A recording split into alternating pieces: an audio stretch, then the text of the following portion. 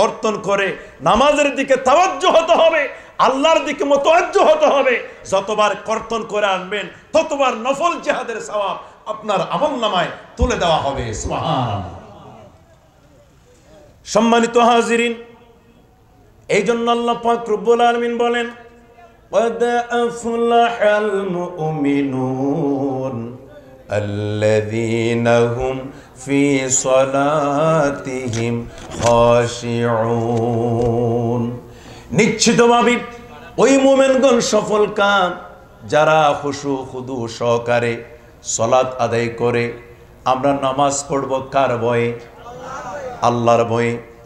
আমরা যদি সালাত আদায় করি, আমরা যদি নামাজ পড়ি, আমরা যদি আল্লাহকে সিজদা দেই, এর চাইতে বড় নিকটবর্তী হওয়ার আল্লাহর দরবারে আর কোনো মাধ্যম আমাদের জন্য দেন আল্লাহ পাক এর তরফ থেকে।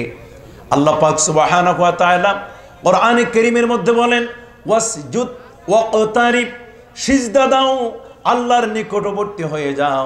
যে যত বেশি আল্লাহকে সিজদা দেবে সে তত বেশি আল্লাহর কাছে চলে যাবে। সুবহানাল্লাহ। গোলামি আমরা যা করি, গোলামির ভিতরে সবচেয়ে দামি গোলামির নাম হচ্ছে নামাজ। যেই গোলামির ভিতরে রোজা আছে, যে গোলামির ভিতরে যাকাত আছে, যে গোলামির ভিতরে হজ আছে। প্রশ্ন করতে পারেন, হুজুর নামাজের ভিতরে রোজা আছে, এটা আবার কি? নামাজের ভিতরে কি আমরা কোনো কিছু পান করি নাকি? নামাজের ভিতরে কোনো কিছু পান করি? আমরা পান করি না, এই জন্য নামাজের ভিতরে রোজা আছে। এর ব্যাখ্যা অনেক লম্বা, সেদিকে গেলাম না। নামাজের ভিতরে যাকাত আছে, নামাজের ভিতরে হজ আছে, আল্লাহর দিকে কিবলামুখী হয়ে আমরা সালাত আদায় করি। তাহলে নামাজের ভিতরে সব ইবাদতের মূল সারাংশ নামাজের ভিতরে লুকিয়ে আছে। এই জন্য এই সালাত হচ্ছে সবচেয়ে দামি ইবাদত। আল্লাহ পাক রব্বুল আলামিন কোরআনে কারীমের মধ্যে বলেন, وَمَا خَلَقْتُ الْجِنَّ وَالْإِنسَ إِلَّا لِيَعْبُدُونَ। আল্লাহ পাক রব্বুল আলামিন মানুষ এবং জিনকে কেবলমাত্র শুধুমাত্র তার গোলামির জন্য আল্লাহ পাক বানিয়েছেন। সুবহানাল্লাহ। আর গোলামির নমুনা নামাজের ভিতরে যেভাবে দেখানো হয়, অন্য ইবাদতের ভিতরে সেভাবে প্রস্ফুটিত হয় না। আল্লাহ পাক বলেন, মুনিবিনা ইলাইহি ওয়াত্তাকুহু ওয়া আকিমুস সালাতা ওয়া লা তাকুনু মিনাল মুশরিকিন। আল্লাহ পাক বলেন, তোমরা আল্লাহর দিকে রুজু হয়ে যাও, সালাত কায়েম করো এবং তাকে ভয় করো, মুশরিকদের অন্তর্ভুক্ত হইও না। আল্লাহর দিকে রুজু হয়ে যাও, নামাজ কায়েম করো, আর মুশরিকদের অন্তর্ভুক্ত হইও না। এখন আমরা নাউজুবিল্লাহ আমাদের কিছু হাসলত আছে, আমরা মুশরিকদের অন্তর্ভুক্ত হয়ে যাচ্ছে সেই হাসলতের কারণে। যেমন সেদিন একজন হুজুর, আমি নাম ধরছি না, মাজারে গিয়ে বলল, বাবাজান এই সন্তানদের পরীক্ষার্থী ছেলেদের গুনাহগুলো ভুল ত্রুটিগুলো আপনি মাফ করে দেন। নাউজুবিল্লাহ বলবেন না, এদের ভুল ত্রুটিগুলো আপনি মাফ করে দেন। আচ্ছা বাবাজান, কেবলাজান, কোন আলেম ওলামা কি আমাদের গুনাহ মাফ করতে পারবে? মাফ করার মালিক কে? সে আরো বলল, বাবাজান এদের পরীক্ষা হচ্ছে আগামী 15 তারিখ, এদেরকে আপনি সফলতা দান করুন। আচ্ছা সফলতা দান করার মালিক কে? দুনিয়ার কোন বাবাজান, কেবলাজান এবং হুজুরে কেবলা সফলতা দিতে পারে না। সফলতা দেওয়ার এবং বিফলতা দান করার মালিক আমার আল্লাহ। আল্লাহু আকবার। সম্মানিত হাজিরিন, এই জন্য আমরা যা কিছু করব জীবনে সব কিছু কার খুশির জন্যে? আল্লাহ পাক রব্বুল আলামিন বলেন, কুল ইন্না সালাতি ওয়া নুসুকি ওয়া মাহইয়ায়া ওয়া মামাতি লিল্লাহি রাব্বিল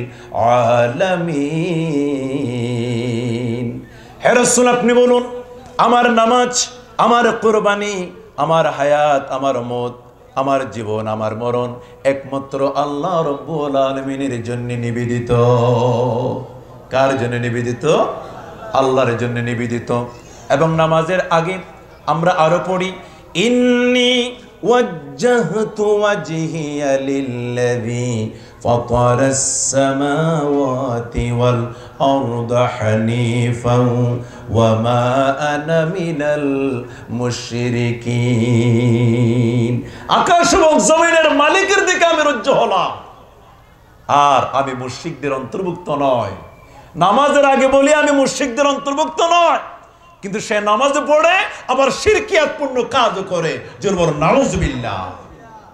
সম্মানিত হাজিরিন, কিয়ামতের ময়দানে আল্লাহ পাক সুবহানাহু ওয়া তাআলা দুই শ্রেণীর মানুষদেরকে আল্লাহ পাক দুটি মহান ভয়ঙ্কর কারণে আল্লাহ পাক তাদেরকে জাহান্নামে দেবেন। আল্লাহ পাক বলেন, ইয়াতাসাআলুনা আনিল মুজরিমিন মা সালাকাকুম ফি সাকার ক্বালু লাম নাকু মিনাল মুসাল্লিন ওয়া লাম নাকু নুতঈমুল মিসকিন। আল্লাহ পাক রব্বুল আলামিন গুনাহগারদেরকে, পাপিষ্ঠদেরকে প্রশ্ন করা হবে, তোমরা কেন জাহান্নামে যাচ্ছ? তারা বলবে যে ক্বালু লাম নাকু মিনাল মুসাল্লিন, আমরা মুসল্লি ছিলাম না, আমরা নামাজি ছিলাম না, ওয়া লাম নাকু নুতঈমুল মিসকিন, এবং মিসকিনদের খাবার দানে উৎসাহিত করতাম না। এই দুইটি কারণে মানুষ জাহান্নামে যাবে। কিয়ামতের ময়দানে আল্লাহ পাক রব্বুল আলামিন আগে রোজার হিসাব নেবেন না, যাকাতের হিসাব নেবেন না, না না না, দুনিয়ার কোন ইবাদতের হিসাব আল্লাহ পাক নেবেন না। ক্বালা রাসূলুল্লাহ সাল্লাল্লাহু আলাইহি ওয়াসাল্লাম, আউয়ালু মা ইউহাসাবু বিহিল আবদু ইয়াউমাল কিয়ামাতিস সালাহ। আল্লাহ পাক রব্বুল আলামিন কিয়ামতের ময়দানে সর্বপ্রথম হিসাব নেবেন নামাজের। নামাজ পড়ছিলি কিনা বান্দা, এই নামাজের হিসাব নেবে।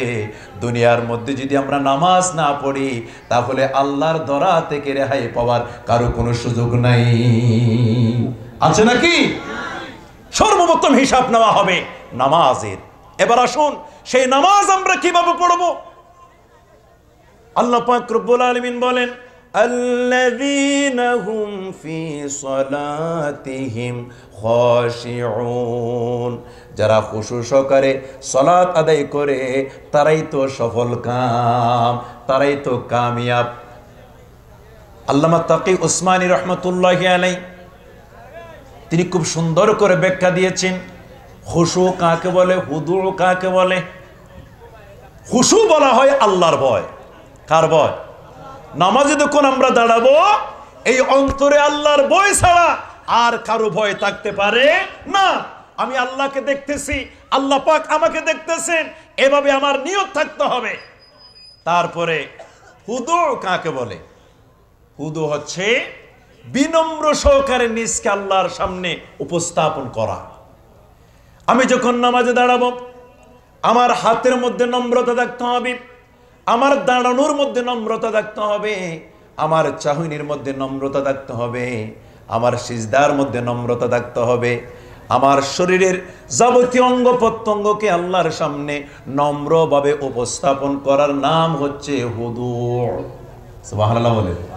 নম্রভাবে, সুন্দরভাবে, একেবারে ভদ্র চিত্তে আমরা যদি কোনো দুনিয়ার চেয়ারম্যানের সামনে দাঁড়াই অথবা এমপির সামনে দাঁড়াই, একেবারে যে ডাকাতের একেবারে সর্দার, তিনিও কোন একজন সরকারি দায়িত্বশীলদের সাথে যখন কথা বলে খুব নম্রভাবে, ভদ্রভাবে, একেবারে কিছু জানে না, কিছু চিনে না, একেবারে নাবালেগ সন্তানের মতো একেবারে তার সামনে দাঁড়ায়, ঠিক কিনা?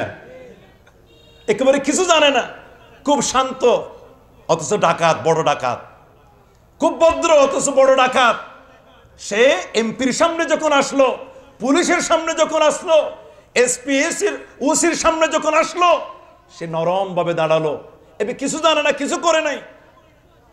এবার ভাবুন, দুনিয়ার এমপি, দুনিয়ার ওসি, এসআই, পুলিশের সামনে, আর্মির সামনে যদি আপনি এত নম্রভাবে দাঁড়ান, যিনি আকাশ এবং জমিনের মালিক, সে আল্লাহর সামনে যখন আপনি দাঁড়াবেন, আপনার নম্রতা, আপনার ভদ্রতা কত উঁচু মানের হতে হবে, এটা আপনি একটু চিন্তা করে দেখেন। আল্লামা তাকি উসমানী রাহমাতুল্লাহ আলাইহি বলেন, হুদু হচ্ছে নম্র সহকারে, বিনম্র সহকারে আল্লাহর সামনে নিজকে দাঁড় করা। এক নাম্বার, আল্লাহ পাক সুবহানাহু ওয়া তাআলার ভয় নিয়ে নামাজ পড়া, এটাকে বলা হয় খুশু। আর হুদু হচ্ছে আল্লাহর সামনে নম্রভাবে নিজকে উপস্থাপন করা। খুশু হুদু যদি দুইটা থাকে, একজন ইমানদারের নামাজ সহি নামাজ হয়ে যায়। যেমন হযরতে তালহা রাদিয়াল্লাহু তাআলা আনহু, তিনি কিভাবে নামাজ পড়তেন, লম্বা হাদিস। হযরতে তালহা রাদিয়াল্লাহু তাআলা আনহু তিনি বাড়ির বারান্দায় নামাজ পড়তেছিলেন। ওই মুহূর্তে তার একজন ছোট্ট সন্তান ছিল, একটু একটু হাঁটতে জানে। তিনি হেঁটে উঠানের মধ্যে চলে গেলেন।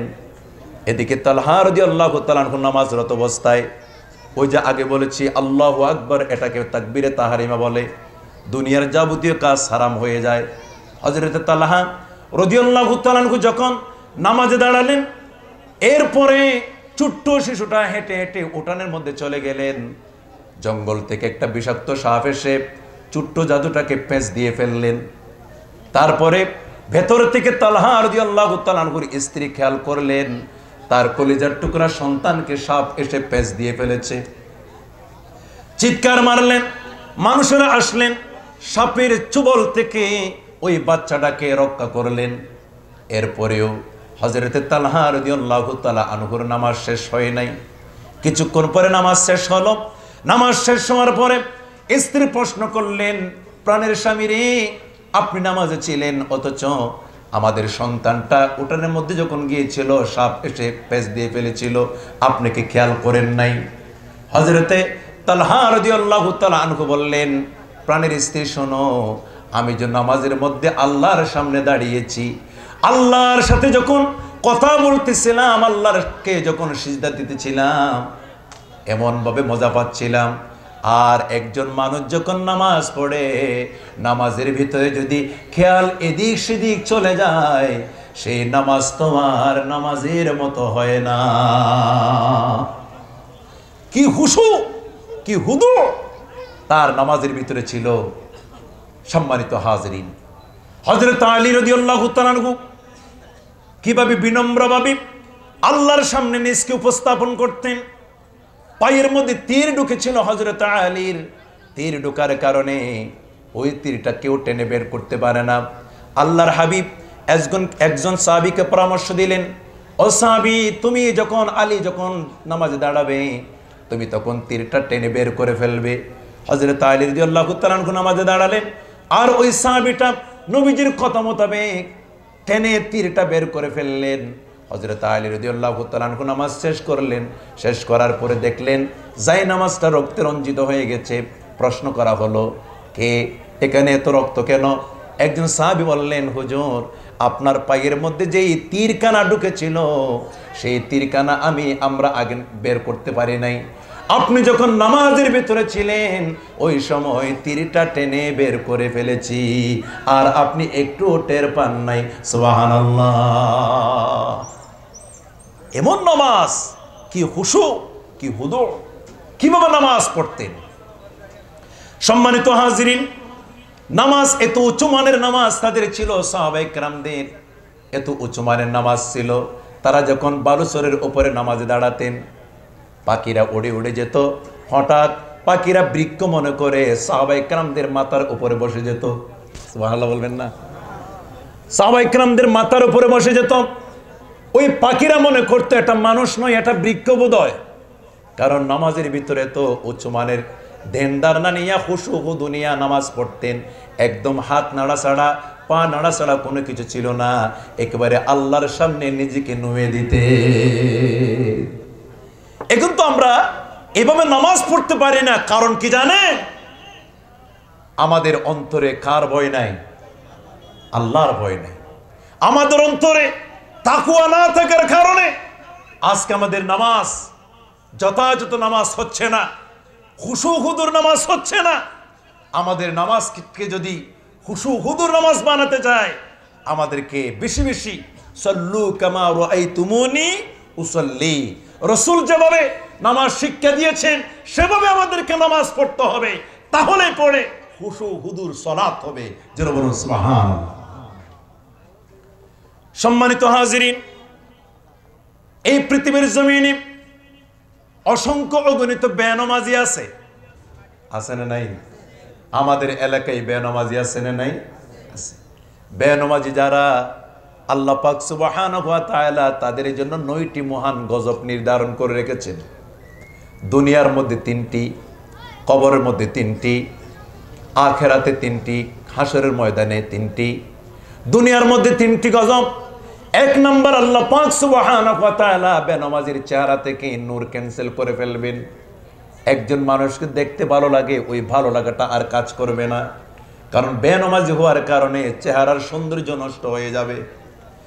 2 নম্বর, তার রিজিকের মধ্যে ঘাটতি পড়বে। 3 নম্বর, তাকে দেখতে দুশ্মন দুশ্মন মনে হবে।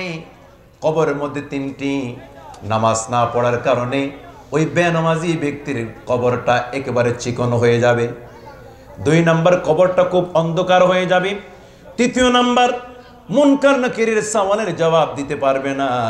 বেনামাজিকে যখন প্রশ্ন করা হবে, মার রব্বুকা, তোমার রব কে? বেনামাজি বলবে, হাই হাতালা আদেরি, আমি রব বলতে কিছু জানি না, আমি রব চিনি না। দুনিয়ার মধ্যে নামাজ না পড়ার কারণে ওই কবরে রব্বি আল্লাহ বলতে পারবে না।